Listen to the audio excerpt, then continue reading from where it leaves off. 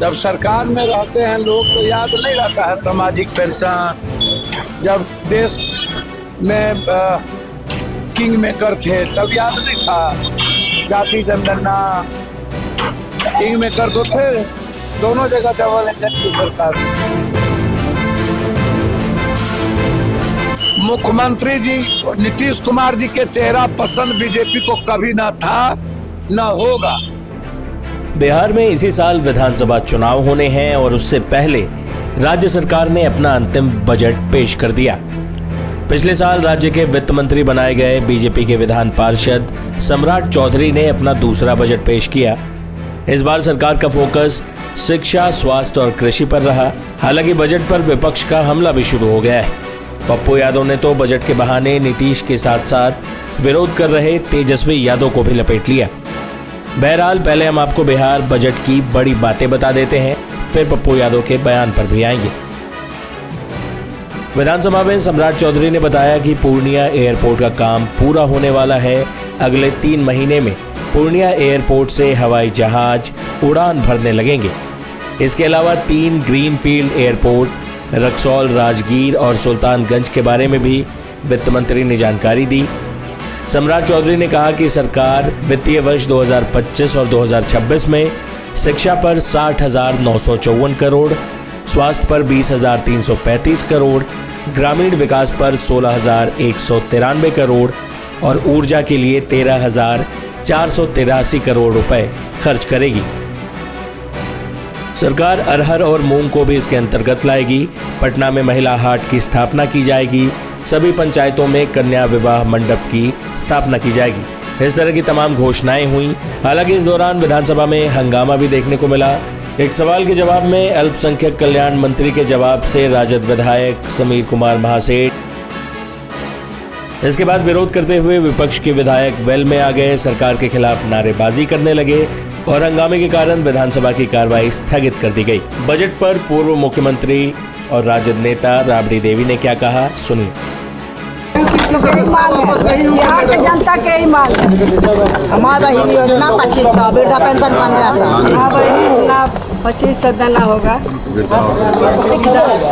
वृद्धा पेंशन 400 मिलता था, 1500 करना होगा। अच्छा नीचे से अरे नीचे से आ रहा है तो क्या करें?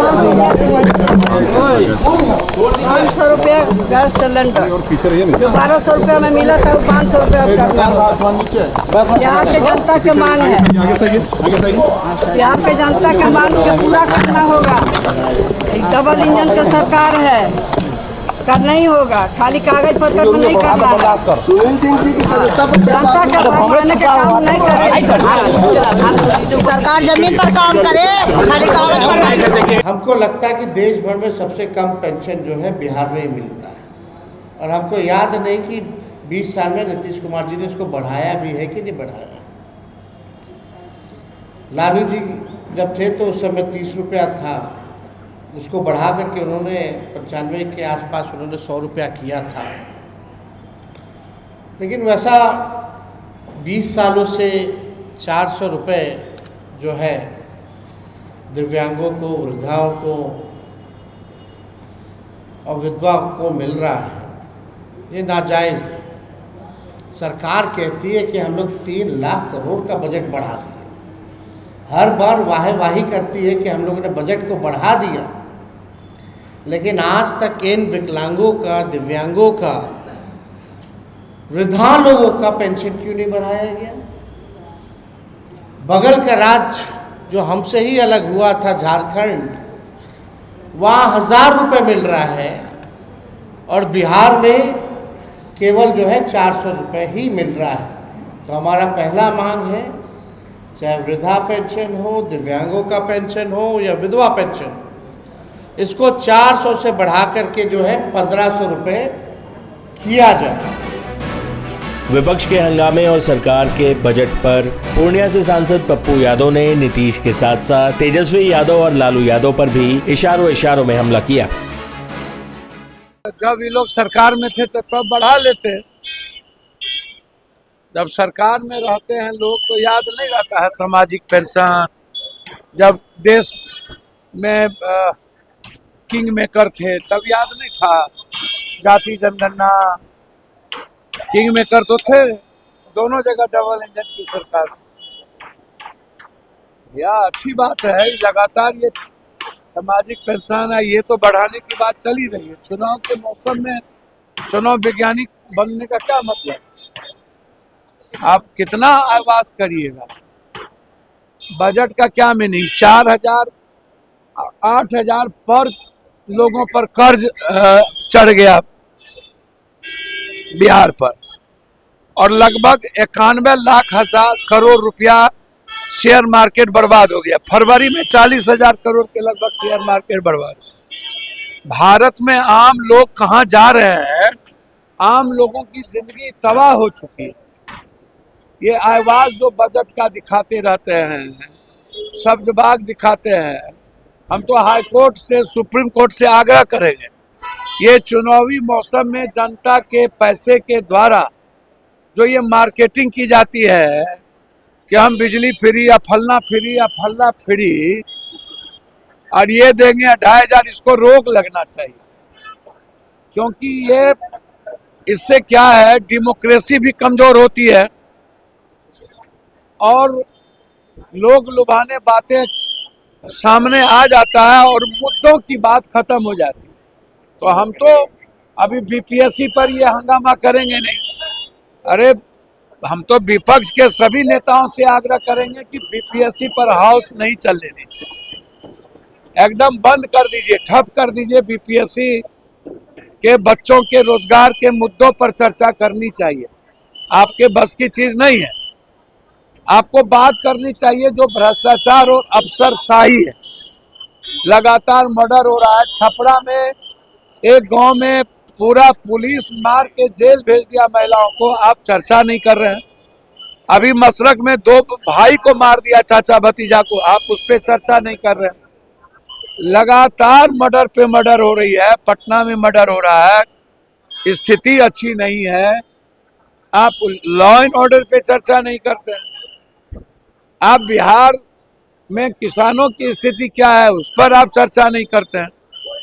तो बजट का जो मुद्दा है उसमें सीधा है कि हेल्थ पर, पर्यटन पर जो आज सबसे बेसिक जरूरत है, वह चुनावी समय में तनख्वाह बढ़ा देना या कुछ शिक्षक को परमानेंट कर देना, ये चुनावी मौसम है।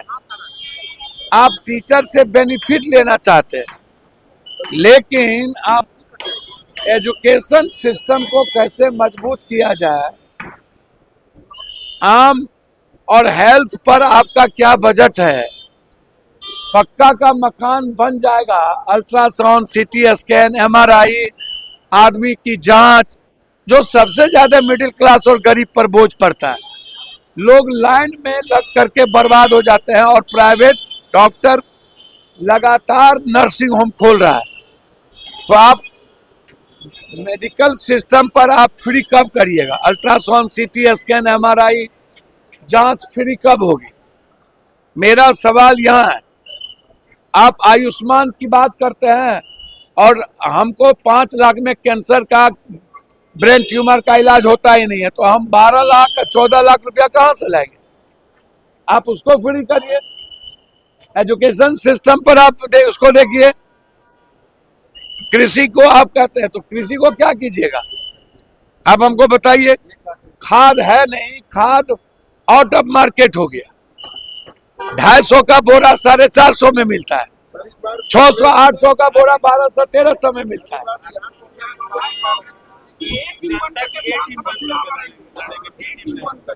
मैं बधाई दूंगा और सही बात है, कांग्रेस को ही बीजेपी से लड़ सकती है।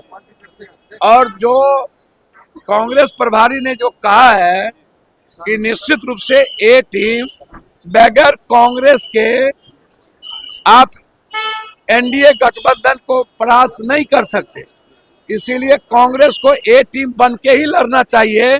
तभी बिहार की जनता भरोसा करेगी और तभी हम एनडीए को हरा पाएंगे। मुख्यमंत्री के चेहरे पे क्यों इतना सवाल हो रहा है? मुख्यमंत्री का कोई चेहरा,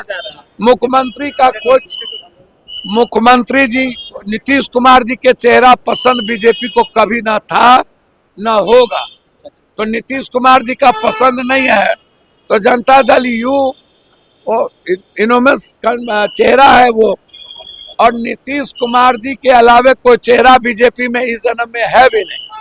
और बीजेपी में मुख्यमंत्री के बनने लायक जबरदस्ती स्नो पाउडर लगा के बना दीजिए, वो अलग बात है। नीतीश कुमार से अच्छा चेहरा एनडीए में कोई कभी हो ही नहीं सकता।